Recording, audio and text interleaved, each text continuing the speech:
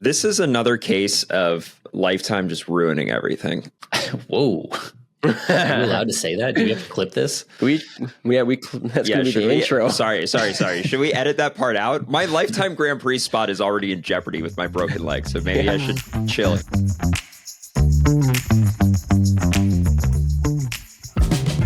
What up, party people? All right, I'm keeping this one short and snappy because we are bringing y'all another long dong episode this week, so buckle up and enjoy the ride. If you have any questions or feedback for the show, you can drop us a note at bonkbrospodcast@gmail.com, or you can hit the Bonk Bros Instagram page.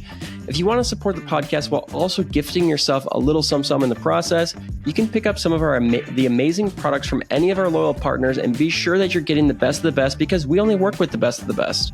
For all bike maintenance and marginal gains needs, head over to SILCA.cc and use the code BONKBROSMADEMEDOIT at checkout for a sweet little discount. If you're tuning into the tour this week, you'll see your teammates over at Visma Lisa Bike using the full suite of SILCA products. So if you don't want to take our word for what to get, just go ahead and pick up whatever Visma's using, because they probably know second best. You can also pick up anything that you could possibly want for your bike from our friends over at Bike Tires Direct, and at a discounted rate to boot with the code BONKBROS. Keep an eye out for any Independence Day deals that they have going on this weekend too. Bolt Skin and Shave. Yes, the silky smooth gift of the most advanced leg shaving experience money can buy for guys who shave their legs. Check out my personal favorite, the Black Edition, and grab any of their leg shaving accessories in the process and use the code BROS15, that's capital BROS15 at checkout. Oh yeah, how good have those bicycle accident law trivia segments been? It's both informative and entertaining, and although we didn't have time for it this week, it's been a fun way for us to get to introduce you guys to the benefits that bicycle accident law brings to the table. So for that, you are welcome, and make sure to hit up bicycle accident law anytime that you have any lawyer needs that are related to the bike. And last but not least, this week is definitely a brand that you'll be seeing plenty of over the next few weeks of the tour. That's right, our homies over at KETONEAID are doing ketone supplementation right. So if you want to get your hands or mouth on that liquid gold, as all of the fast boys will be doing over the next 3 weeks, then click the link in the show notes to get you some today. Whew, woofda. All right, so much for keeping that short and snappy. Let's get this party started already.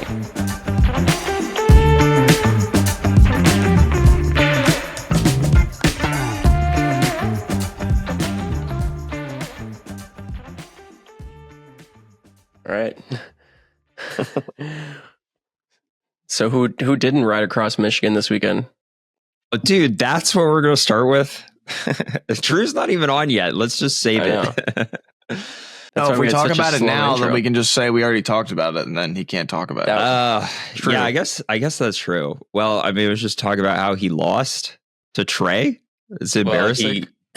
He took an illegal feed, according to his Instagram essay that he wrote. He beat Trey, though. He did beat Trey, yeah. But then they got relegated. Did he? I thought Trey beat him. No. And the results, yes.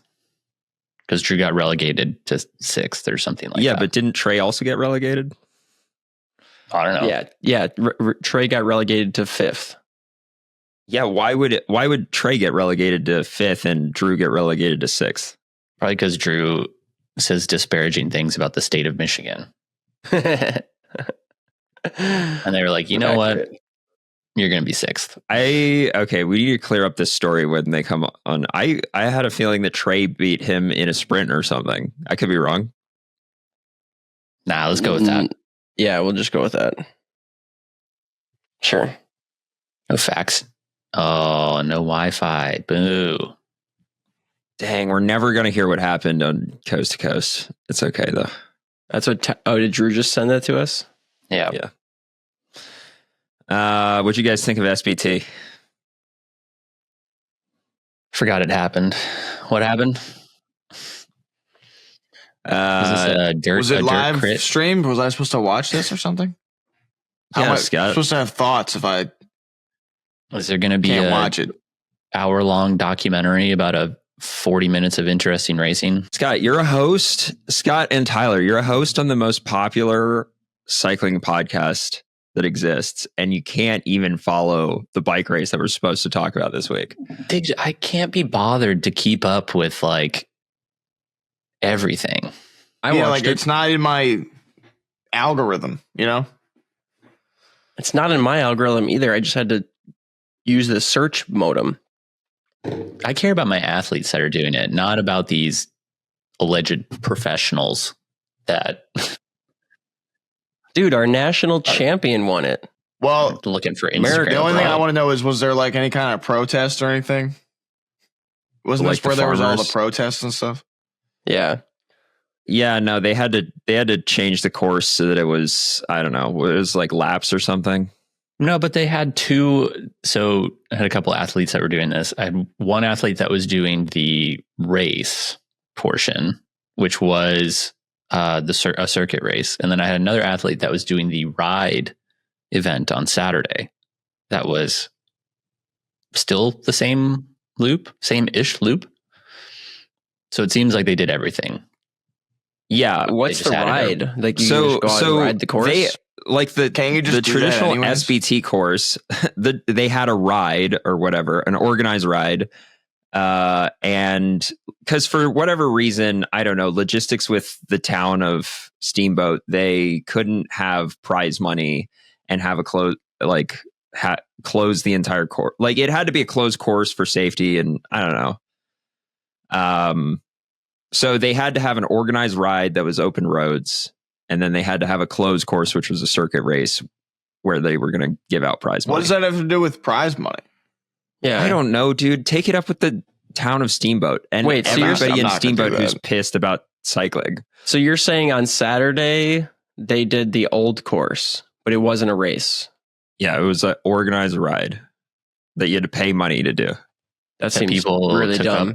That people still block the roads for? Is that what you're saying? Yeah, I don't know. I don't know about that. I mean, I'm sure that the ranchers. Yeah. I'm sure the ranchers in Steamboat were still super pissed about it. All right. What I don't understand is like usually when you're trying to like skirt by the rules or something, you call it unorganized. So that way it's not an organized event. So I don't understand how it's an organized ride. Like, doesn't that just make it a race? You know, I'm going to be honest, man. You're asking the wrong person. I don't know jack shit. Yeah. You were just shitting on me for not paying attention to Steamboat. You didn't even pay attention. You don't even know the rules. I don't give a fuck about the logistics of organizing the race. I watched who won the race. How'd you watch? Instagram. Just Instagram, yeah. Our girl Melissa won the women's race. Yeah, dude. It was sick. Yeah. I feel like if anyone's gonna break the Leadville course record, probably her. You think she'll go? Well, what's the record? Like it is sub 7 already. I think, right? Yeah, it's like 6:57 or something. Yeah. Does she have a Tobin to lead her out though? Yeah, she's got like 100 Tobins. It's called the men's field. Yeah, but no, they can't do that. It's against the rules. They separate it this year. Yeah, they separate it, and it's also against the rules to draft off men. So even if men catch, that's right. Even if she catches men or men catch her, she technically can't draft off of them. Yeah, she has to ignore all the rest, how the sport works in the other races that exist where you can draft off people and instead ride on the opposite side of the road. Like the Tour de France Femme doesn't race at the same time as the Tour. Man, yeah, that's true. Yeah, I think that's what he's saying. Real sport. It's like a real sport that they actually have their own. So you're saying it's a good thing that they can't do that? No, I'm he's saying that they should just do it on a different day or something where they can just have their own race without like having to follow all these random rules that are against your nature. Yeah. Like if I'm rolling up to somebody, I'm going to try to draft them. Do you think the current course record should not be the course record though, since it was they were allowed to draft and use aero bars? Yeah, I think the course record should only be done on a rigid mountain bike, steel mountain bike from the 90s, 7 speeds. Exactly. That's the real course record. Yeah. But now all these people are doing drop bar mountain bike. So is there a different course record for that? I think every year they should make a different category of record so that based on the equipment used. So then every year it gets broken. Fastest with the Race Kings, fastest with this, rigid single speed. Honestly, I'm surprised you guys don't do that already. You already segregate out like anybody that beat you to say like second top podium in the lifetime Grand Prix, even though you got 45th in the overall. So, yeah, that's also dumb. So are we going to actually talk about Steamboat, though? All right, tell us what happened, because I didn't watch. Well, you I'm not going to be able to, Tyler, actually. I mean, I'm not going to be able to recount what happened in the race. Like, it'd be helpful if there, somebody who was there told us. But all I know is that Brennan Wartz won the men's race. Melissa won the women's race. Which the course was like, it was a circuit race, as we established earlier, but it was like kind of 3 laps of a 20-mile circuit. I feel like we said this a couple weeks ago. Was it only 20 miles? No, it had to be more than that. It was longer than that. I mean, the race time for the men's was like 5 hours. So yeah, probably it had to be 140 miles, 115 miles. Let's go to the internet here. I wish I could find it, but I put too many vowels in. Were you guys surprised to see that Brennan Wartz won? 100%. Didn't I sent you guys that? Mm-hmm. Mm-hmm. I mean, not surprised that he won in the fashion he did, in that he basically won the sprint finish. I don't think it was a sprint. Well, it wasn't. He attacked, but he attacked on the flats. Like that, I'm not surprised on that, or the downhill, whatever. Yeah. What I was surprised though was that he was still there. Well, so whenever it's an altitude race, Keegan has such an advantage over everyone else. And I mean, every time he's done Steamboat, he's won because it's an altitude race. I mean, Steamboat is 7,000 feet? 6,000? 6,000. Yeah, 6. I mean, it's enough of an altitude race that Keegan should walk away with it, right? And it's just for Keegan to not win an altitude race is kind of mind blowing. Well, I mean, or just a climbing race in general. I mean, I'm just saying the fact that Brennan was there in a climbing race is pretty impressive. So it was 116 miles, 8,200 feet of climbing, and the last climb came at 106. The last climb came 10 miles before the finish. So, well, there was like a little punchy little kicker towards the end, but that doesn't count. I mean, 8,200 feet in 116 miles is not. That's not. I don't even think that's a climbing race. I mean, it's not a flat race, but it's not like this is a climbing course. Okay, but like you have a ton of 10+ minute climbs. That's what the course looks like. It's like 6 or 7 10+ minute climbs. Well, that's per lap. 1, 2, 3. I'm looking at a ton of longer climbs. So I don't know. I'm just saying, like, I think that's getting too many freaking calls. I think it's surprising that he held on that long. And Keegan even said on his Instagram post something about how he played all the cards he could, but still couldn't, come out on top in the end. Which to me, it's like, you mean you climbed as hard as you possibly could, and this dude who weighs 200 pounds kept up with you? Like, that's not a good sign. That kind of just sounds like he did way too much work. Maybe, but it didn't even look like there was like threatening attacks and things like that. Mm-hmm. The Instagram, like the reels and stuff, they actually did a kind of like cool thing, which was they did like 1 minute recaps from like the last 10 miles, like every 10 miles, basically they were doing like a 1 minute recap, but it never looked like there was like an attack up the road. It was always a front group. So like, why are you doing a ton of work if you're in the front group? I don't know. But yeah, so Brennan Wartz basically crested the top of that last climb with a group of 8, and then he attacked on the downhill to the finish. Yeah. But what a boss. Pete Stetina was in the group, right? Mm-hmm. Alexi's in the group. Keegan's in the group.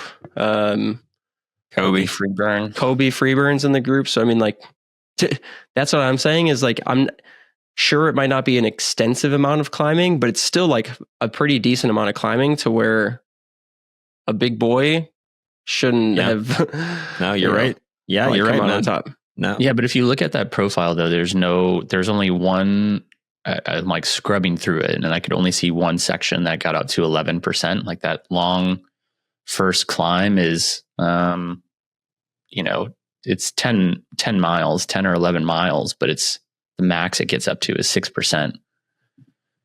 So it seems like a diesel-y climb. So the climbs at SBT are not steep in general. Mm-hmm. I mean, last year they threw in a really steep one early, but in general, the climbs at SBT are pretty gradual. So I don't know. Yeah. But it sounded like using your weight to your advantage and making it happen was kind of the right play there. Yeah. I mean, just like Matt Beers, when Brennan Wartz is like one of these guys, when you're riding next to him, I mean, I feel like I'm half the height of him. He's so much taller and bigger. Like, not only is he a tall rider, but he's like, I don't want to offend anyone, but he's like large. You know what I mean? I'm offended. Not large as in like bulky. You just mean he just looks like a big dude, almost like a football player. Yeah, right. Yeah, I don't know. Maybe more like a basketball player. He's not like yoked like a football. He only won a major race, so even if you did offend him, Dylan, you're not going to offend him. Right? And he's our natty champ, dude. Yeah, true. But yeah, he's a large human.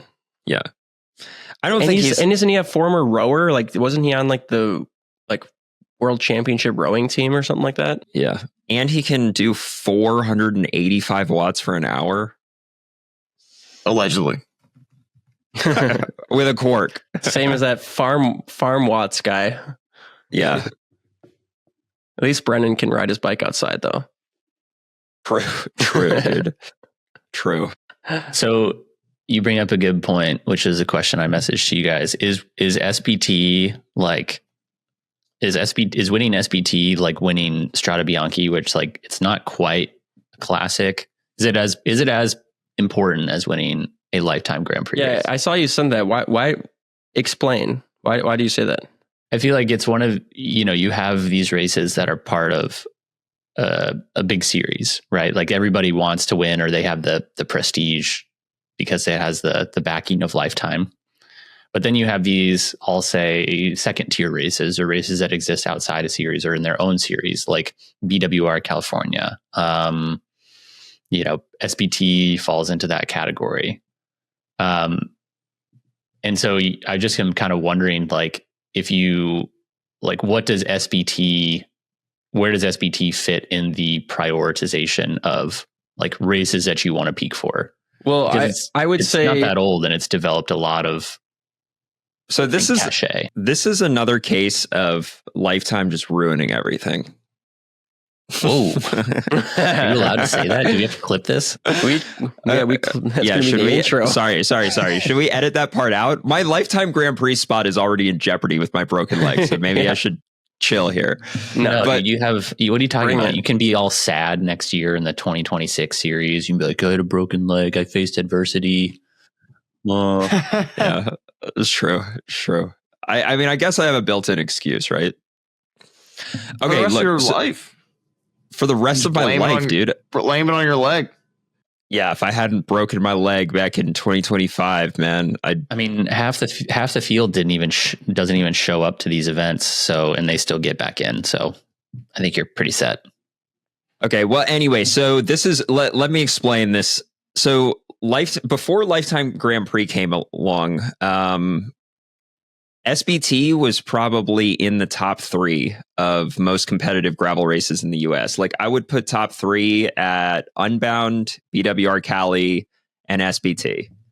BWR Cali used to be second only to Unbound in terms of competitiveness, and SBT Mid-South I'd put up there. Sure, Mid-South too. Yeah. Okay. Mid-South too. Yeah. And after the Grand Prix came along, like BWR Cali, the competition level dropped.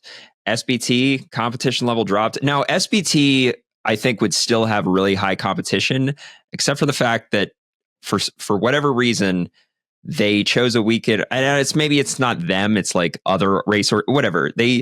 They're on a weekend where there's 2 other big gravel races to compete with, which is BWR Montana and the Oregon Trail Gravel Grinder. And so pros are having to choose between 3 different races to go to, which just means that the competition level at SBT is going to be lower. like Finsty was at BWR Montana instead of SBT, and Sophia was at Oregon Trail instead of SBT. You know what I mean? Like it lowered the level of all three of those races because they just all picked the same weekend. Yeah, but before though, it was the same weekend as Leadville, and it seemed like it still pulled like hella strong. Yeah, but field. It wasn't the same day. It wasn't the Leadville. same day though. And actually, it was like prestigious to do them both. I know. They made a big deal about the lead boat. Yeah. I still like if you look at the start list for Steamboat. So like Pete Stutna, he's been intimately involved with the BWR series over the years. Pete Stutna's done Oregon Trail, but like Pete chose to go to SBT, right? Yep. Or was Pete at BWR? He was at SBT, dude. Okay. Now I'm second guessing myself. Okay. Yeah, that's what I thought. Alexi was at SBT. Keegan, was at SBT. So like, it still seems like most of the top athletes are going to Steamboat, even though they had these two other big races that they could have done. Yeah. But it's split for sure. Like Finsty, Lance, Dax, Sophia going to Oregon Trail instead of doing SBT. I think that's, I mean, we're talking about the biggest name in women's gravel racing right now, not choosing to go to SBT. Dude, yeah, we should get her on the Bonk Chicks podcast.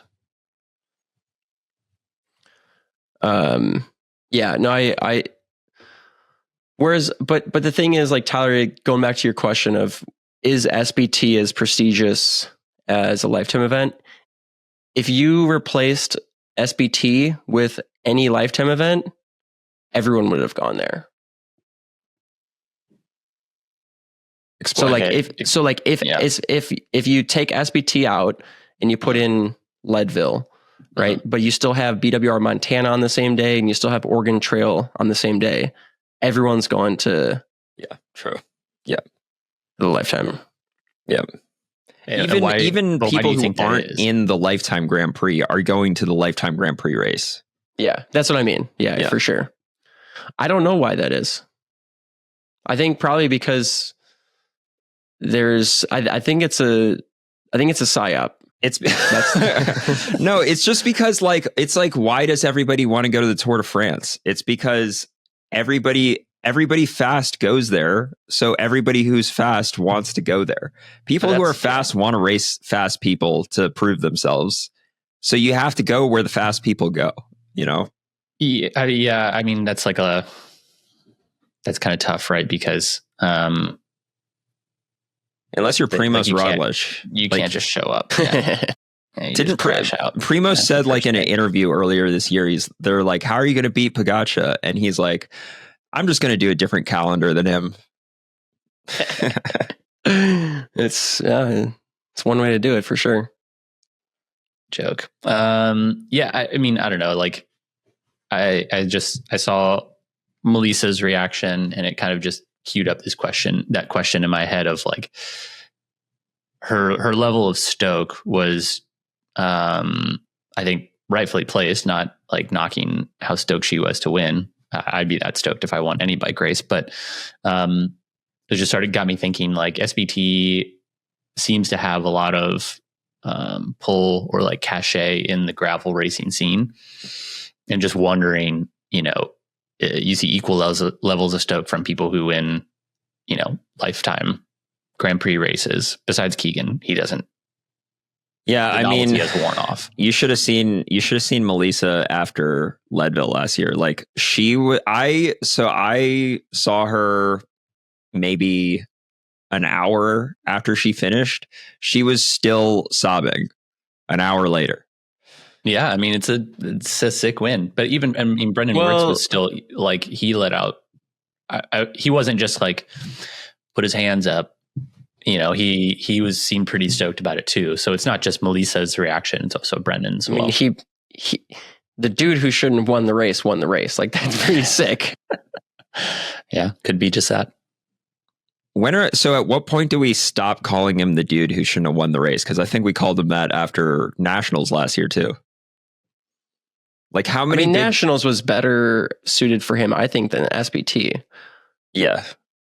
Like I'm just like, if you showed me the start list and you said circle 10 guys that you think could win this race, he wouldn't have been on my list. Okay. Yeah. I'm not trying to take away from him. If anything, I'm trying to say like, it's so impressive that he did that. Like, who knows what could happen the rest of the season? Like if he's winning Steamboat, like he could win basically everything but Leadville. He probably won't do Leadville because he's not in the Grand Prix. He's not in the Grand Prix. He's not a mountain biker, but yeah. Yeah.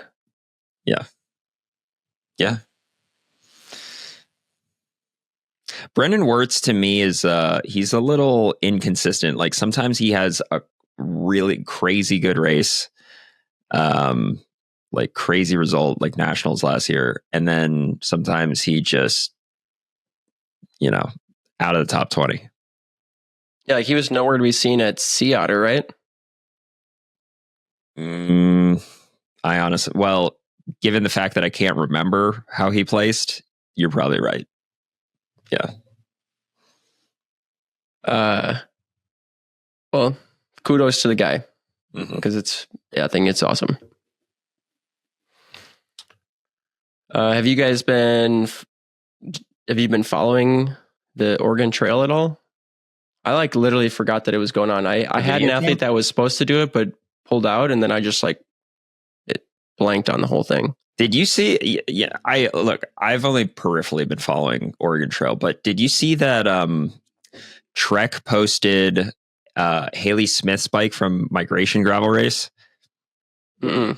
It's a, what's their full suspension? The Super Caliber?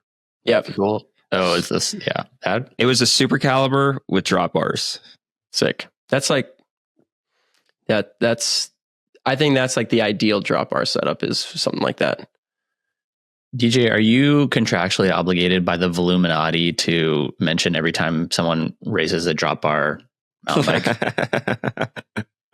Well, I'm going to be mentioning it a lot more because like people have been, this is what I'm saying is with Leadville around the corner, every single time a pro gets shotted with a drop bar mountain bike, I know about it immediately because people send it to me. They're like, this person has a drop bar mountain bike and this person has a drop bar mountain bike. So I'm not gonna call everybody out by name, but I'm telling you, there's a long list of drop bar mountain bikes with Leadville right around the corner right now. Why are you not calling them out by name? I don't know. Is it a secret or something? Yeah, it's part of the Voluminati. Okay. How many text messages have you gotten in the last 5 months about drop bar mountain bike setup? Dude, every single time that I turn on my phone. I feel like yeah, I don't know. I mean, it's like the same thing with the mount. Well, at this point, mountain bike tires on a gravel bike is like more normal and accepted. But there was a while there where I felt like every single time somebody tried to put mountain bike tires on a gravel bike, they're like, look what I did, Dylan. Did I do good, Dylan? And I was like, yes, you did. Nice job. Yeah, thumbs up. Or you would just destroy them by telling them that mountain bike tires are trash. Yeah, so it's not surprising. In my opinion, Migration Gravel Race is more technically challenging than Leadville. So if you're going to ride a mountain bike if you're going to ride a mountain bike at Leadville, then you should definitely be riding a mountain bike at Migration. Why do you say it's more technically challenging? Because I've done them both, and I thought it was harder. I don't know. Is it just bumpier? You got to like the terrain is just more rugged. Okay. There's a lot of parts that aren't, but like the peak technical aspects of Migration are more challenging, and like the fact that you're out in the middle of Africa, in the middle of nowhere, like you don't want to blow a sidewall or break something on your bike. Are there a lot of punctures in that race? Yeah, there are quite a few. Yeah, for sure. And it's 4 days long, so like it beats you up more too than Leadville does. Like Leadville, you just get out there, you do it, and you're done. you're not sleeping in a tent every night and doing it all over the next day. So yeah, I think like I did it on the drop bar hardtail, and I wished I had a soft tail, not a full 120 rear suspension, but I think the 60 mil or whatever the Trek has, I think that's a perfect drop bar mountain bike. Yeah. So what's the pull migration is happening right now? Is that part of the Gravel Earth series, or is that its own thing? Yeah, it's part of Gravel Earth series, but I think the pull is just that you get to ride through safari in Africa. What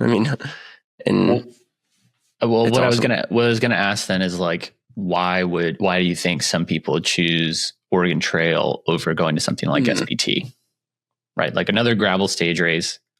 From what I've seen from the outside, there's kind of this competitive aspect to it, but it's seems more of gravel summer camp than competitive race, I guess. I mean, it is still competitive. There is a competitive aspect to it, but it's more of the challenge of finishing the stages. Yeah, and I think people choose to go there, especially this year. The fact that there's 2 conflicting big races, I think people go to Oregon because it's more fun. I think that's it. Dude, there's 4 conflicting big races. There's probably another big race in Europe that I don't even know about. So what are the other ones? Well, I'm talking about migration. No, I'm talking about SBT and BWR Montana and Oregon Trail and migration. Probably some European race I don't even know about. Yeah. And you know what is actually crazy about it too is there's a lot of open weekends in June and early July. How did they not sort this out? Yeah, I don't know. We say this every year with the Lifetime Grand Prix where you have a 6-month break in between your races. Sort it out. Yeah. Why does gravel season have to go on so long? Tired of you guys talking about it. This is why it's tension. I have really no desire to go do SBT ever again. BWR Montana looked cool, but I'd probably rather just go do some bike packing or something up there at this point. But I would go do Oregon Trail. Oregon Trail looks really fun. The stages are short. You're camping. You're having fun with all your buds. You get to ride for 5 days. And it just seems like a sweet time. I feel like you're underestimating how hard the stages are. I mean, they're underestimating how every hard stage is under 4 hours, right? Yeah, for the winner, dude, for you it'd probably be 6 plus. Damn. I mean, the last place finisher in the pro field averaged 4 hours and 10 minutes. I don't think I would have gotten last. All right. I don't know. It seems like a sweet time. You're talking about how you're training even less than I am, and I have a freaking. I didn't do Oregon. I didn't have Oregon to train for. If I needed to go train for Oregon, I would have. How many hours did you ride last week? Dude, last week was my biggest week in months. Let's hear it. 10 hours. What are you training for?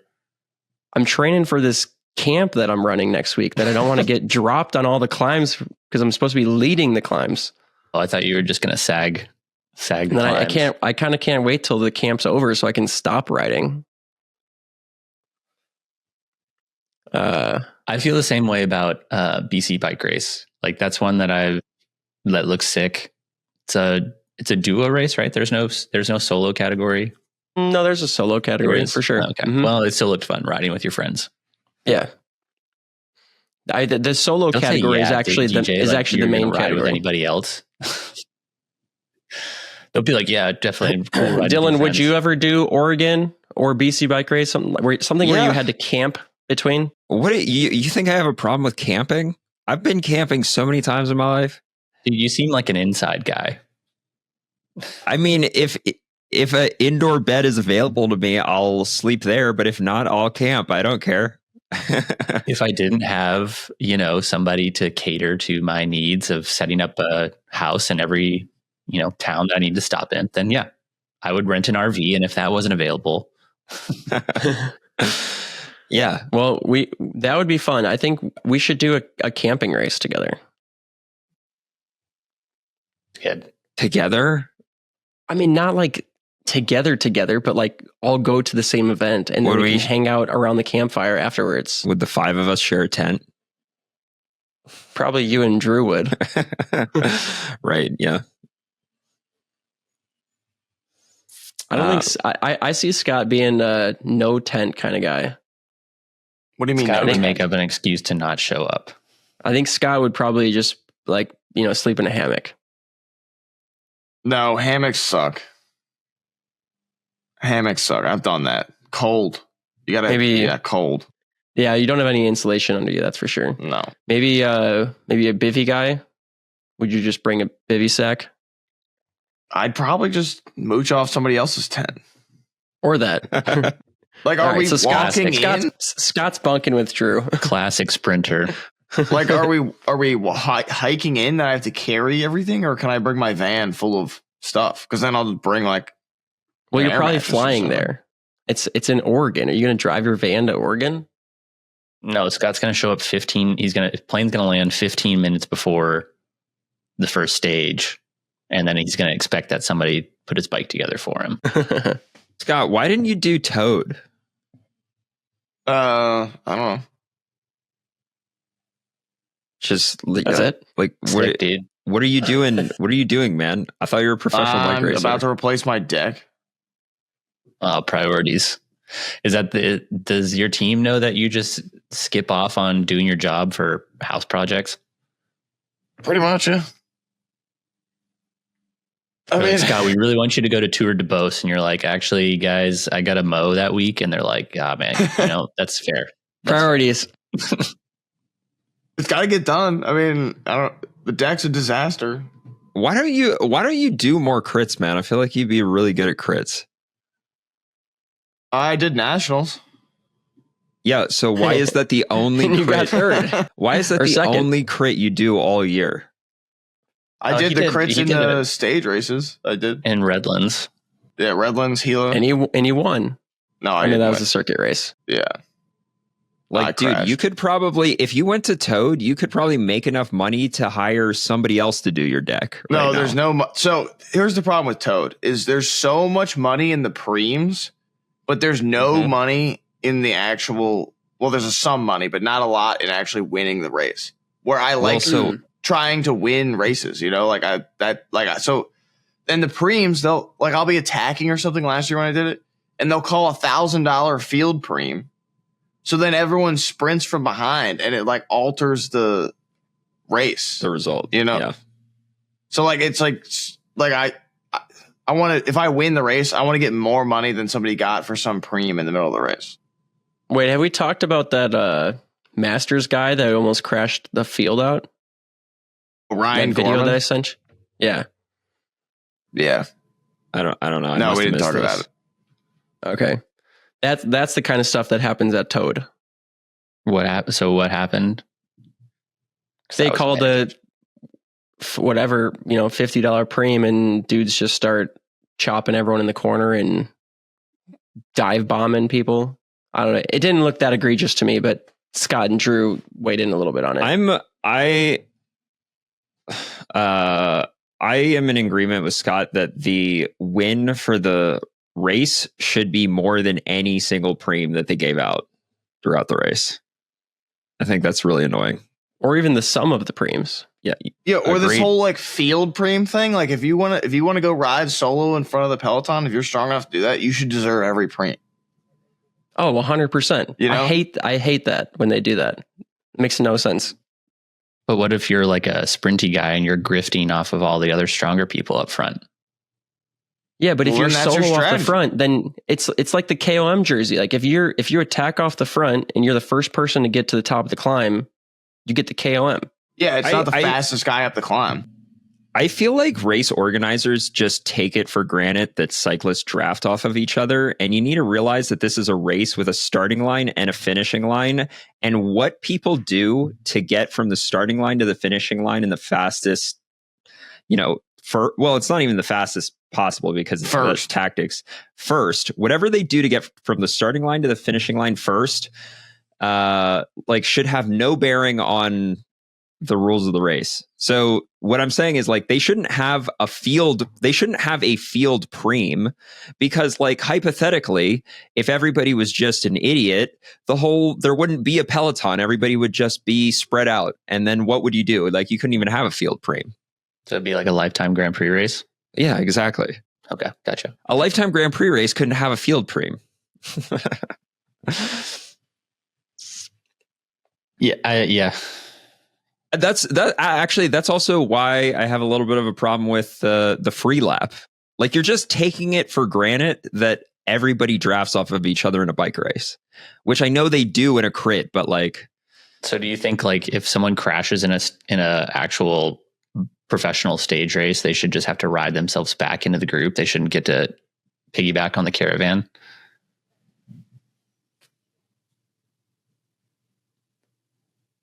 Yeah, dude, do it on your own merit. Should have to fix your own flats. No outside help.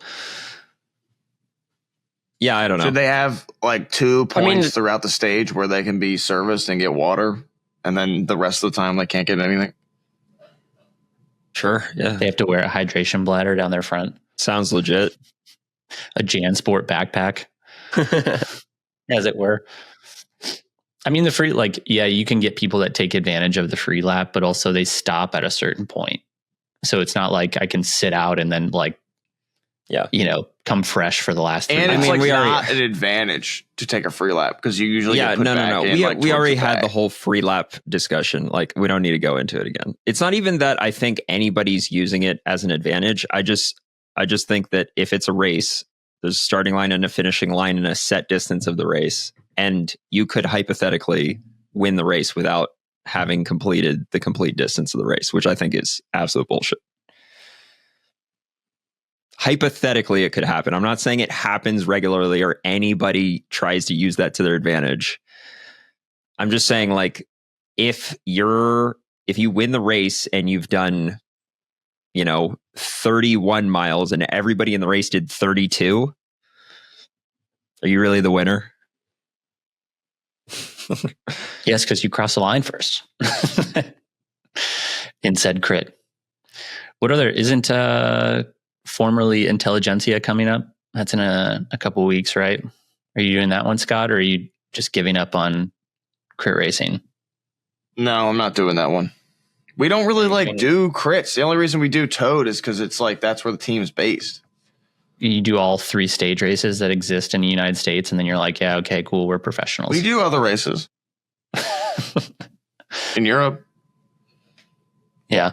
Hey guys, it's Tyler dropping in here to talk about our show sponsor for this week, Join Cycling. That's right. Last week you heard me talk about my experience, but I wanted to talk about how Join Cycling is on a mission to make training easier. I already mentioned how I have a really hectic schedule outside of podcasting and everything else going on in my life, and how Join just helps me fit everything in and stay on track with my goals. And really, that's the biggest part of a training plan, is being able to keep on track with the things that you're looking to accomplish, be that a certain race, hitting an FTP, or completing your first century. Whatever it is, Join Cycling can be really helpful on your journey because it's responsive to you. It's helping you to train smarter. It's basing the workouts that you have for that day on your RPE and how hard you went on the previous ride. You can avoid burnout by mixing workouts up. You're not having to do the same tempo intervals over and over again, but you can kind of mix and match depending on how you're feeling. If you even want to go for a run, you could swap in a running workout there. If you have yoga class that you want to add in during the week, or gym session or something like that, that all filters into the app and then adapts your training plan, which is going to help you towards your goals long term and help you hopefully be stronger on the bike. So go ahead, check them out at the link in the show notes below, join.cc/, that's the one going to the right, Bonk Bros. And check them out. Hopefully it makes you stronger and faster. And back to the show. All right. Well, Adam, you want to bring up listener questions before Scott gets going on his deck again? It's not the tour starts this weekend. Oh, we don't want to talk about that. I mean, we can the tour. Sorry, I'll clue you guys in. Adam and DJ. The Tour is a big bike race around France that happens every year. Is this the Tour de France? It is. It is the tour around France. It's just one day? No, it's multiple. It's actually 21, but there's some rest days in there. So shouldn't it be Tour Days France? No, because day is an article. Plural? Preposition, actually, in France. And there's not multiple Frances. There's just one France. Yeah, I don't know. I was kind of just planning on not watching this year. Yeah, that checks out. They probably got some, I don't know, whatever gravel race to talk about at that point in time. Yeah. Also, is it even going to be interesting this year, man? Like, I feel like, we'll see what happens, but I feel like we could predict the winner right now. You think so? Like, who do you think it's going to be? I think Bruno Amaral. Don't even know who that is. Do you have like the start list pulled up? I do. Oh, okay. What do you want to know? I don't know. Yeah, I don't know. If I had to make a prediction right now, I think this is going to be the most boring Tour de France in a number of years.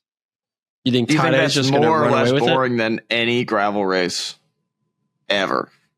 I'm not saying that it's going to be more or less boring than gravel racing. Gravel racing probably is more boring, but compared to Tour de France's of recent years, I think it will be the most boring.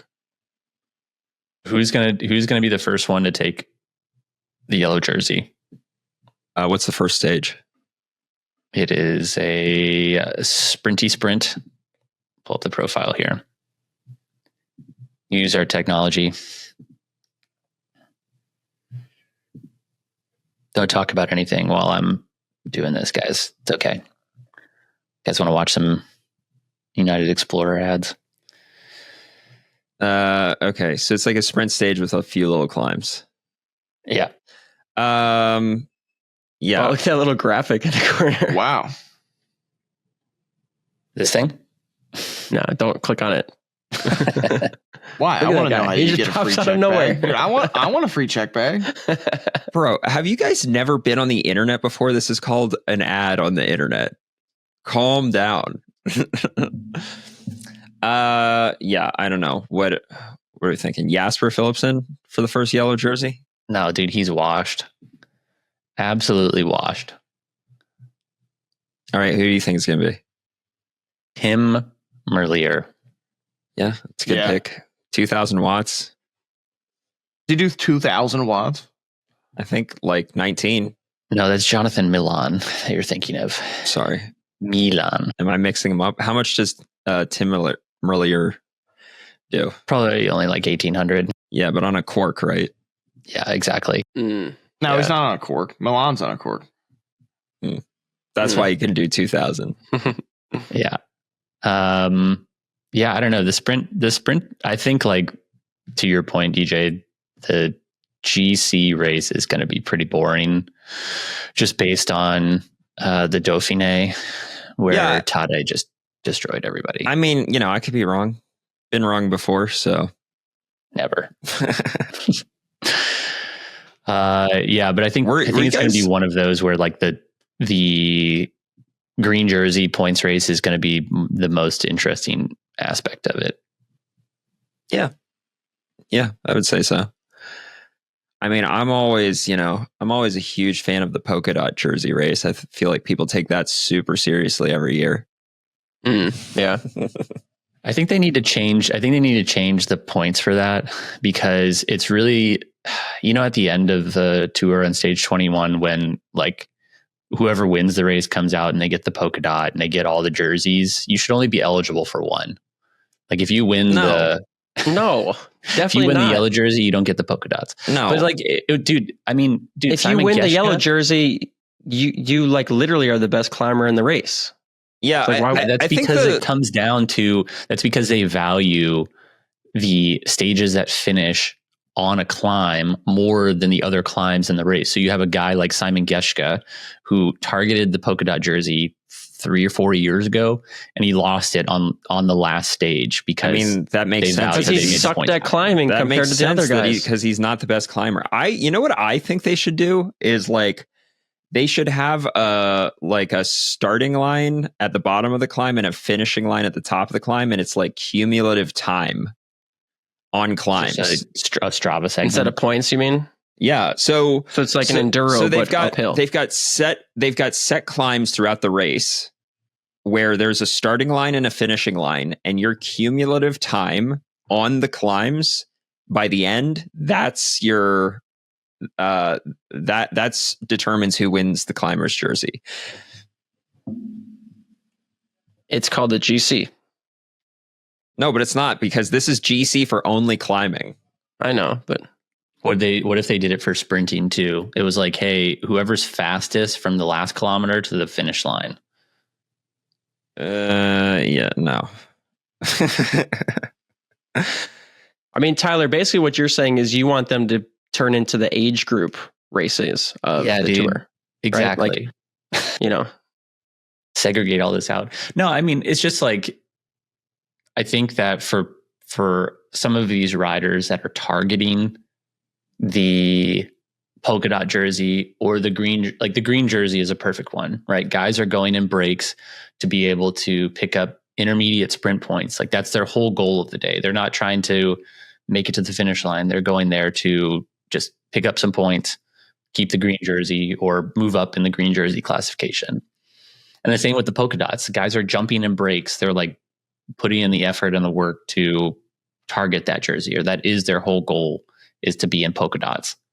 And then you have like somebody that just, again, it comes down to like the way that the points are doled out across the race and into more heavily weights the high mountain finishes over, like you could have a mountain across the middle of the stage or in the first third of the stage, but because, it doesn't, I don't know, I think you should reallocate the points differently such that it's like a real jersey and not just something that is a handout to the guy who wins the race because he won the uphill.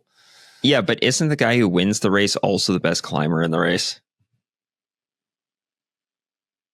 Was Geraint Thomas the best climber in the race when he won?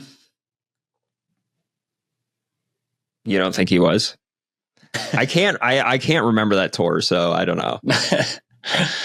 I mean, I don't know. I don't think that I think this is the like, is the tour an estimation of who the best all around cyclist is? I would say maybe for Tadej, yes, because he does everything else. Like he is a really good time trialist. He's a good, classics rider. Mm-hmm. He'll mix it up in sprints and like reduce sprints sometimes, but but it heavily favors climbing for sure. Yeah, depending on the down, right? Unless they have a flatter route that has a bunch of time trial kilometers, which would favor Evenepoel, and that would be because they want to see somebody else win other than Tadej or Jonas. Yeah. So going back to what I was saying earlier about how it's just like the assumption that people are going to ride in a pack. I do like that the green jersey, everybody calls it the sprint jersey, but it's actually not the sprint jersey. It's the points jersey. And I think that's an important distinction because this will never happen. But hypothetically, you could win the green jersey and not be a sprinter. You just go in every breakaway and like win every stage from a break. That hypothetical person, who will never exist because it's nearly impossible, could win the green jersey without being a sprinter. And I think that what I was getting that's part of why Sagan was so good at the points jersey, right? Is because like he was more than just a sprinter. Sure. Yeah. And I think what I'm getting at with the polka dot jersey is if like if we're trying to determine if it's like the climber's jersey and we're trying to determine who's the fastest climber, I feel like it should be GC, but for climbs. Okay. With the what are you talking about with the segments? Yeah, because then at the end of the race, who has climbed like all of the climbs that mattered in the race where they counted. Who cumulatively climbed all of those the fastest. And that way you could have tactics where somebody who's going for that jersey, if the peloton is just chilling on a climb that's part of the polka dots race, you could have guys that are just going off the front because they care about their final time at the top. Or sagging off the back. Sagging off the back too, yeah. Sagging off the back and then passing the peloton because they care about their final time at the top of the climb, Mm-hmm. Yeah. I just think like, I think I just want to see the people that are targeting that particular jersey be rewarded in some sense and not just kind of, again, be sort of a throw. Like, does Tade or Jonas care that they won the polka dot? My guess is no. They care more about the overall. And I just think the tour, I would appreciate if the tour was more of a who's the best all around bike racer as opposed to, who can climb the fastest. And that's just what it comes down to. I mean, I think the way that they get around that is that it's not just what Dylan's talking about, accumulation of the climbs. Like, you still have to have good positioning. You still have to like stay safe in the race. Like, you still, I don't know. I haven't looked at the route this year, but like most years you still have to time trial. So like, you may not have to be the best at all those things, but you have to be good enough and competent enough to get through everything else. And then if you're just really good at climbing, then you're going to excel. Yeah, there's only like 43, almost 44 time trial kilometers in this race. So it's not heavily weighted in that way. And is it across two? Is there a team time trial this year? No, just two ITTs. One is a hilly TT that's stage 13. But I think it's sweet when they do the team time trial. Yeah, it definitely. Yeah, that's also like. Why don't they do that like every year? I don't know. Like, they have a time trial every year at least. I think it like really disadvantages riders that. You're already at a disadvantage if you don't have a strong team, but then if you have to do a team time trial, like, you're screwed. If your team sucks, you know what I mean? Well, it could make it short so that like the differences are not as big. Yeah. Well then, okay, but get a better team. Like, yeah, so if I suck at climbing, then I'm not going to win the Tour de France. Like, at the end of the day, is the Tour an individual race or is it a team race? It's a team race. And I think to win, your teammates should be able to. They should get more credit than I think they're given. And a team time trial is a way to do that. Or not do that if you really suck. Yeah, I think, like, I don't know. There's obviously the super teams, right? UAE and Visma. I think we need to. It makes it more interesting when the smaller teams have something that they can go for. Smaller teams are always going for stage wins, right? For sure. So, but then the bigger teams roll up and they're like, no, actually, we want Tade to win today's sprint stage, so we're just gonna pull and keep. I think that there is something for everybody to go for at the Tour. Like, you can go for GC, you can go for green jersey, you can go for polka dot jersey, you can go for stage wins. You can go for TV time. You can just get in the early break and get some TV time before you get caught, That's right. But then miss the early break and his teammate would be up the road. Yeah. There's something for everybody. It's not like other sports where, there's just a winner and a loser, and if you lost, you suck. Well, who do you guys think is going to wear the first yellow jersey? I said Merlier. You guys just agreed with me. I said Philipsen, Jasper, Scott. I guess Milan, just so I don't pick the same person as you. I don't know. Lots of effort put in there. Yeah. And Adam left, so that's right. Adam probably can't even name a Tour de France sprinter though. Please.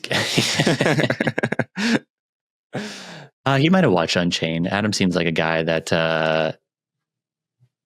would have watched. Would have watched Unchained. So you know how Formula One came out with the Drive to Survive, and then everybody copied Drive to Survive. Like every single sport had their version of Drive to Survive. So the new Formula One movie just came out with Brad Pitt. Do you think the same thing is going to happen? Every single sport will now need a movie with a famous actor in it after Formula One does their own movie.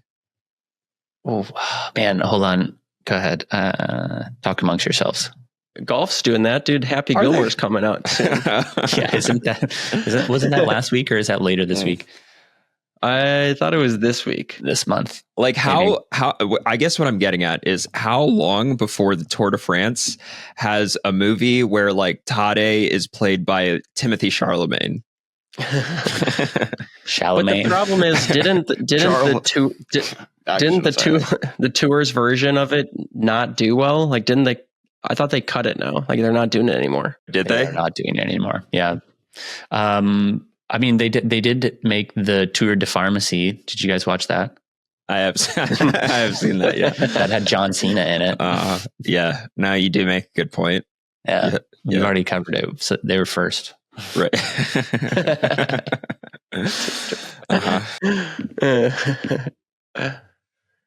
Tyler, are you and Scott going to do your what's up with the World Tour updates from the tour? If the people want it. I think the people like it. If you want. I don't want it. We need to save that chat for the podcast. It's the Tour de France. That's what we have to be talking about. Yeah, but then you start talking about drop bar mountain bikes, so you can't be part of it. That's the problem. Maybe we just have to kick you off. The people love drop bar mountain bikes. A very small subset. Unfortunately, you're probably right.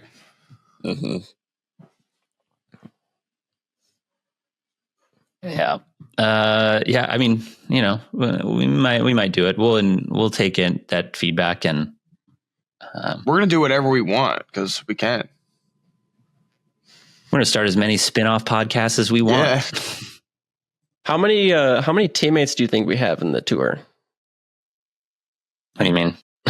With like, you know, SILCA and Bike Tires Direct and Bolt, you know, like trying to turn this into an ad read. Ketones. Well, I was going to do the listener ketones. questions and one. Yeah, KETONEAID, dude. Yeah. Well, Visma uses SILCA. All right. Yeah. Team Visma. You think they're using the endurance chip or the speed chips? Definitely speed chip. 100%. Yeah. Yeah. Dude, I bet they're getting like a brand new chain every day too.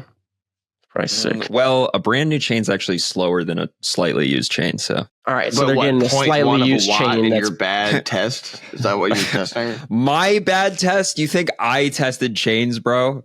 You probably went and rode around your neighborhood with two different chains, and it was, a second off. Oh no, I'm never using a brand new chain ever again. I'm buying used chains on eBay. I'm buying them on eBay. No, Ceramic Speed tested this. And is it all brand new chains that are slower? Why does that person keep walking in your background? I don't know. I've seen someone walk in your background like 100 times. There's people in my house. It's just random strangers. People? There's at least 2 people in my house right now. They seem like they're just doing laps in your living room. At least 3 people in my house, including me. Yeah. All right. So wait, what was the deal with the brand new chain? A brand new chain is slower, according to Ceramic Speed. But what? Every single brand's? Yeah. Then why would you ever use a brand new chain? Well, because you have to at some point. You need to come pre-broken in, dude. Yeah, that's what Ceramic Speed does. I mean, this sounds like an ad for Ceramic Speed right now, but that's what Ceramic Speed does is they pre-break the chain in for you so that when you get one of their one of their specialty race chains, it's as fast as it can be right out of the box. Really? I'll tell you what, I'm going to start this service with SILCA. If you order a SILCA chain, they'll send it to me. I'll ride it around for you, and then I'll send it to you. You're going to have to up your mileage there, Tyler. Yeah, you're going to have to wait like 6 months because at the rate that I'm riding it, you won't get it. It won't be broken in until then. Yeah. Do you have to like specify how many miles are on your cassette then? So that way it's broken in the exact amount and it meshes perfectly? Or what if you have a brand new cassette? I wax my cassette so it doesn't wear down. Partially brand new chain doesn't mesh anymore. I wax my cassette and chain ring so it's maximally efficient. Another guy's walking in your background. What's going on? I told you there? There's people in my house. Did you guys ever, I don't know if you took a psychology class, but there was a, I can't remember what the experiment was where it was like people passing a basketball and it's like, hey, count how many times people pass the basketball and then a gorilla walks through the picture. And they're like, did you notice a gorilla? That's exactly what's happening. It's like how many people are in Jen's house right now. It looks like 100. DJ talk about drop bar mountain bikes, and meanwhile, you count how many people walked back and forth through his background. All right. So, anyways, Sean wants to know what's up with Payson getting 15% off code with SILCA, but we're only getting 10%. Dude, I didn't know about that. What is up with that? Payson's gonna be trying to steal all of our people. Yeah, dude. Why do all of these gravel pros just come in for our sponsors?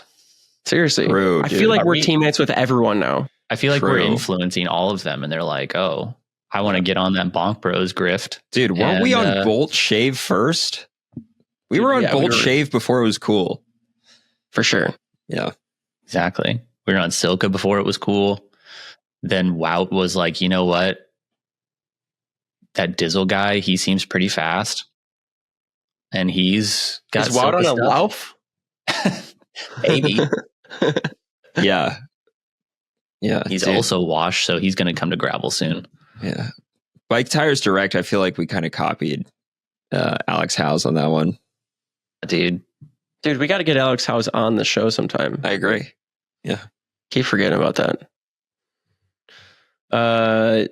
Jason says, the gesture that Martin Vidar made is known in Chile as un pato Yanez.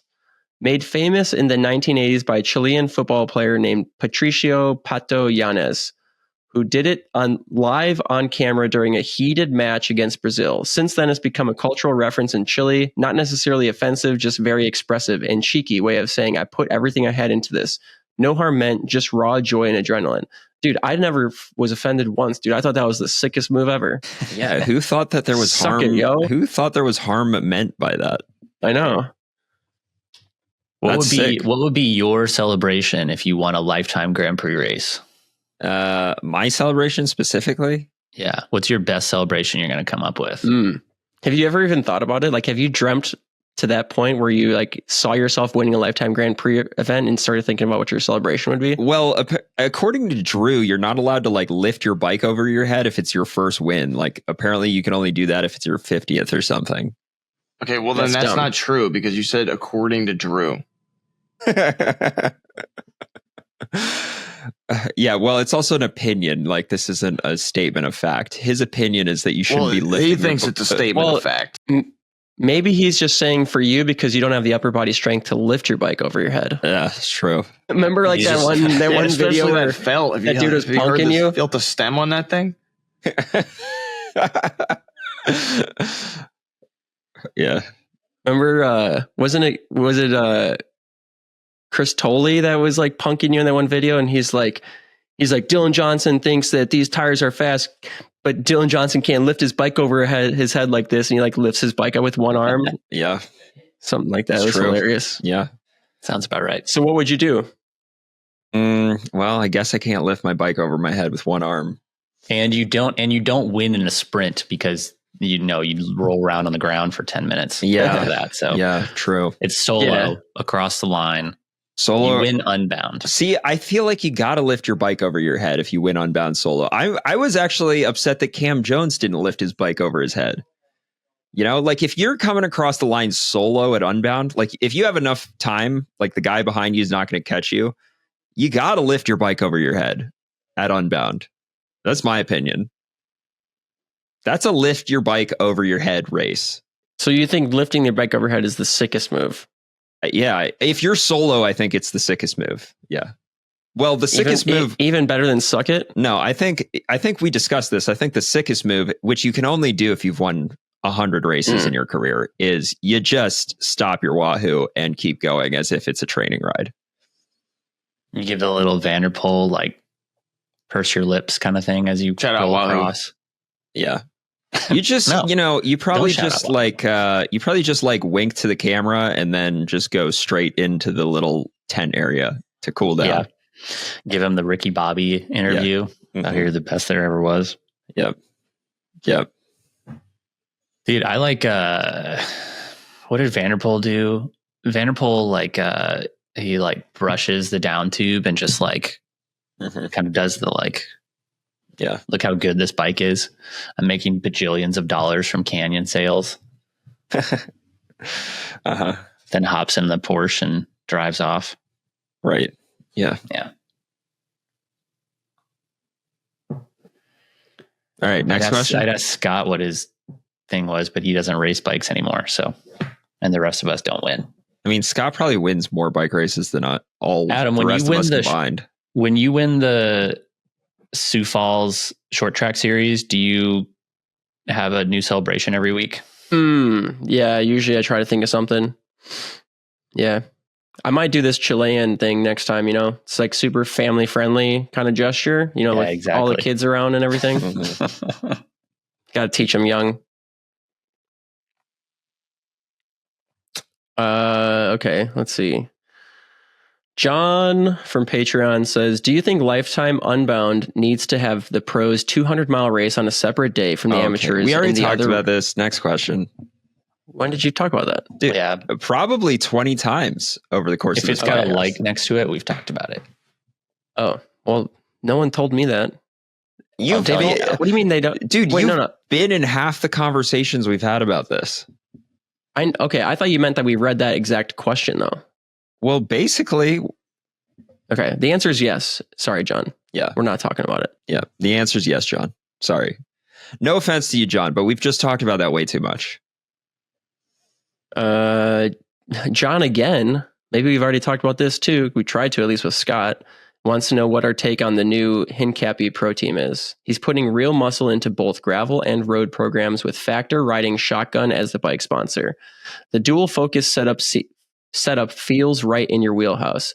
Given everything you've built with gravel, Cred, DJ's Ultra Experience, Dizzle's BWR King of the Dirt, Adam's tech brain, Scott's low-key talent, and Tyler's semi-pro tenacity, does this team vibe like a next level fit compared to other gravel squads? Also, worth your guys tossing in applications or at least dropping power files and a killer resume. Sounds like you can apply for their team if you want to. So is he saying we should all join this new team? Yeah, I don't want to be part of the Hincapie team. Dude, Dylan doesn't want to be on anyone's team. Adam, you should join. It's sponsored by The Move. Oh, sick. Yeah. It's up your alley. Yeah. I like how he described all of us. Like, Adam, no offense, but why are you the tech guru or whatever he said? I don't know. Probably because I talk about tech a lot. Yeah. I'm an engineer. It's like kind of what I do. The only one that knows anything about tech on this podcast. Wow. Ouch. No, Dylan does. I feel like you and I both talk about tech while everyone else just pisses on us for doing that. I would for sure join this B team. Do they have a secondary squad the way that Echelon does, where I can say I'm a part of team? George Hincapie's team? Yeah, they got a Vanguard team for sure. You get the right to purchase a kit off the website. I would read more about it, but I don't pay for Escape Collective. Yeah. So can't you just like copy in the thing into a different? Can't they get around that or what? I don't know. Can you? Or you just pay for good journalism, dude. I'm not the tech whiz. You're supposed to be the tech guru or whatever. What do you think about their jerseys? How they're like maroon shorts and maroon top. Is this maroon? I can't quite tell if it's maroon or if it's black. It looks like a freaking. What was the USA Crits thing, that spin-off league that somebody tried and it failed? You know what I'm talking about? I don't know. Where are you finding their jerseys at? NCL. Yeah. Where do you find the jersey at? Is there on Escape Collective?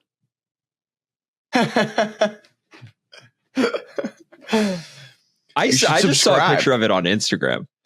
Like, I wonder. Hold on. I think George Hincapie might have a picture of it on Instagram. Okay. It's definitely maroon, right? Wow. It says that they want to make a tour start by 2032. I mean, that's a great way to get sponsors. They have signed 0 riders so far. Okay. Wow. Off to a great start. Sponsored by Factor, probably slow bikes. Am I right, DJ? And I don't want to comment on that. I mean, definitely not enough tire clearance. That's for sure. Yeah, but it's a road team. Are they the ones that have, are they? No, they got an adventure team. They said they have an adventure team. Oh, yeah, dude. I've clicked on this link like 5 times. For whatever reason, I keep thinking it's going to allow me to read it, and it's not. Just move on to the next question. Just pay for it, Adam. We're not well educated. Yeah, it's a business expense. On here. Yeah, we'll cover it. Okay. All right. Calvin says, can't wait to hear your thoughts about the new Continental Archetype tires. Also, what did you guys study in college? Do you use what you studied in college for cycling, or was college just meant to be able to ride bikes after school? Yeah, probably the latter.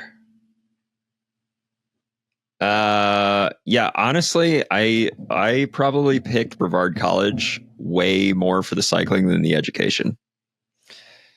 Shocker. Yeah, I can second that. Dude, and my best friend Scott was going there, so I was like, yeah, it's the school for me. You went there before me.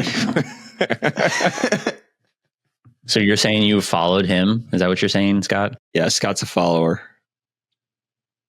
Well, yeah, but then because he lives in DC, he gave me gas money to drive him home for like Thanksgiving and shit, so it worked out. It's true. Yeah.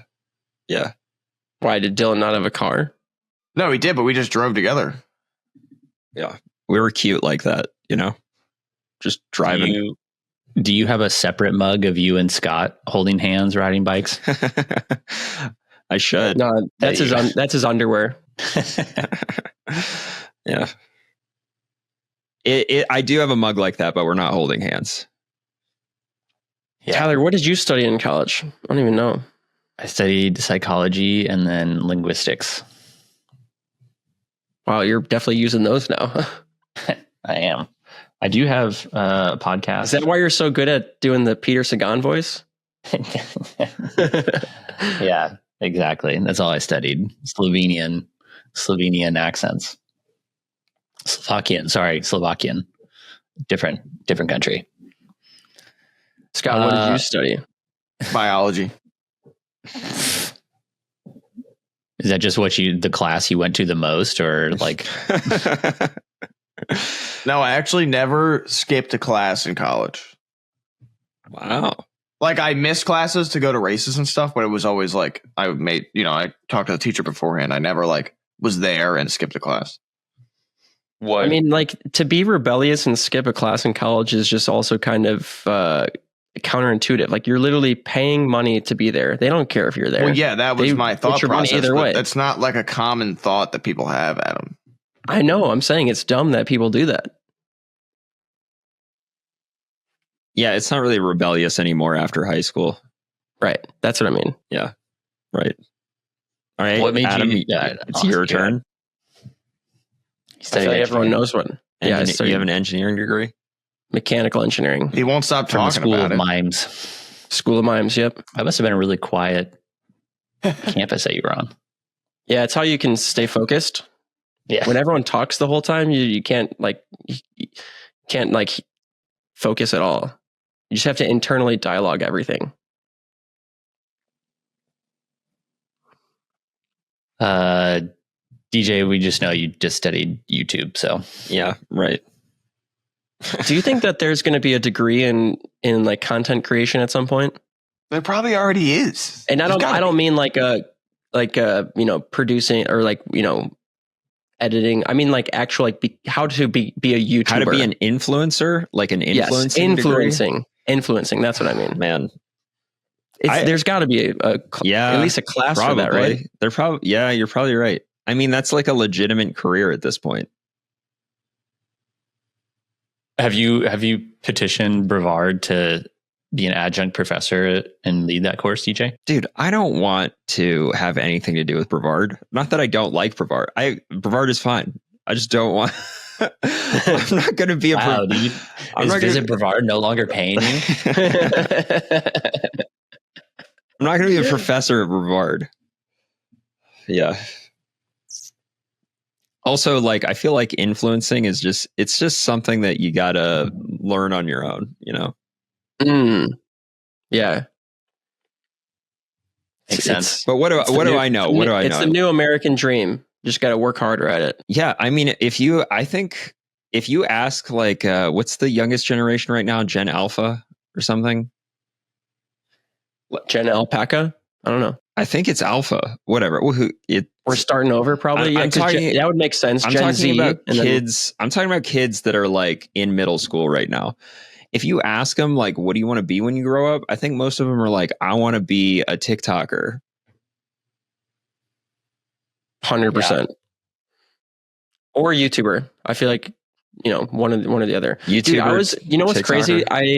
When we were in Nashville a few weeks ago, we were like using someone else's YouTube account because they had logged into the TV and I didn't feel like logging them out and then logging myself in. And their algorithm was set up to watch like Mr. Beast, right? Like they were a Mr. Beast kind of guy. So my kids were watching Mr. Beast and like, watched a couple Mr. Beast videos, which they're pretty entertaining. And then this other one came on that was this, I don't know what the guy's name was, but I thought he was even better. And my wife came out and she was like, what are you guys watching? And I was like, well, we were watching Mr. Beast and now we're watching this other guy that's like a, Mr. Beast wannabe. I was like, Mr. Beast has like 450 million subscribers and this guy only has 35 million. And I said it as if like 35 million subscribers was like chump change. Like, cause like compared to Mr. Beast it is. But then I like thought about it and I was like, holy shit, this guy has 35 million subscribers. And this guy probably thinks he's nothing compared to Mr. Beast. How many subscribers does Mr. Beast have right now? It's like it was like 450 million. Holy crap. What content does Mr. Beast create? I've heard this guy's name, but I've never watched any of his videos. He'll just do stuff like, it's usually stuff involving a lot of money. Like if you do this thing, then you win, $1 million. But it's also stuff like, did he do the one where he put a ton of Orbeez in the pool, or is that somebody else? No, I think that was like this other guy. Like this other guy was doing weird stuff like that. Mr. Beast videos were always something like, I test drove a $1 car compared to a $10 million car and everything in between. And I'm going to show you like what the difference experience is. Or like he stayed in like an Airbnb that was $100 million for one night versus, $10 for one night. Yeah. And I think he also like he bought an entire car dealership and just gave the cars away for free when people came up. That sort of thing. Yeah. But it's all like, it seems like with Mr. Beast, money is always involved at some point. Yeah. Yeah. Right. Yeah. Whereas this other guy that we were watching that I thought was pretty entertaining, he was basically just he kept turning his house into like different secret rooms. Like there'd be like a trap door that'd go into like a Pizza Hut store. Wow. This sounds like something that Drew would be really into. But anyways, I was just thinking, I was like, these like YouTube sensation people, and you might fall into this too. They like, it's the same trap as people who have wealth, where it's like, I'm 100 millionaire, but I'm nothing compared to this billionaire. So like, I need to make way more money, even though $100 million is a shit ton of money. 35 million subscribers is a shit ton of subscribers, but they probably feel less than compared to Mr. Beast. Yeah. I mean, that's with everything in life, right? It's with bike racing too. Like maybe you win a lifetime Grand Prix race, but you still aren't as fast as Tade. That's for sure. I mean, you can do that with everything in life. Like you're never the best. Yeah, for sure. You're never the best. You're never the richest. You're never the fastest. You're never, there's always somebody better and richer and faster and more good looking. You're never the hottest looking unless you're Lance Hayden. Right. Yep. Exactly. Amen. According to Drew. Allegedly. Yeah. Last question here. Bo wants to know, Drew, how does it feel to be an age group champion at Coast to Coast? Got him. Got him. Oh, dude, we need to get to the bottom of this. I think that Trey beat Drew in a sprint. I'm going to look up. Hold on. I don't know why I didn't do this. I'm looking up Trey's post about it right now. Dang it. Was it on his other? Trey, why you have multiple accounts that I can't? I know. He's got his like Trey, and then he's got Built by Trey, and then he's got something else. It's only Built by Trey now. All right. Look, this is what he had to say. Trey fanboy? 200 miles from Lake Huron to Lake Michigan for the Michigan Adventure Racing fire emoji. Drew and I, mostly Drew, sent it after the second aid station 100 miles in and stayed away to the finish, rolling in for first and second and setting a new course record by 10 minutes. Unfortunately, we were relegated for an illegal feed, adding 10 minutes to our time, putting us in 5th and 6th, but we know who the real winners were. Well, no, we don't, Trey. Who was the real winner? Trey is ahead of Drew in the results. Trey is first and Drew is second. And then after they get relegated, Trey is 5th and Drew is 6th. Really? Yeah. Okay. What did Drew say about it? Started on the east, finished on west. Yeah, we get it, Drew. All the folks in Michigan were super nice. We don't care about that.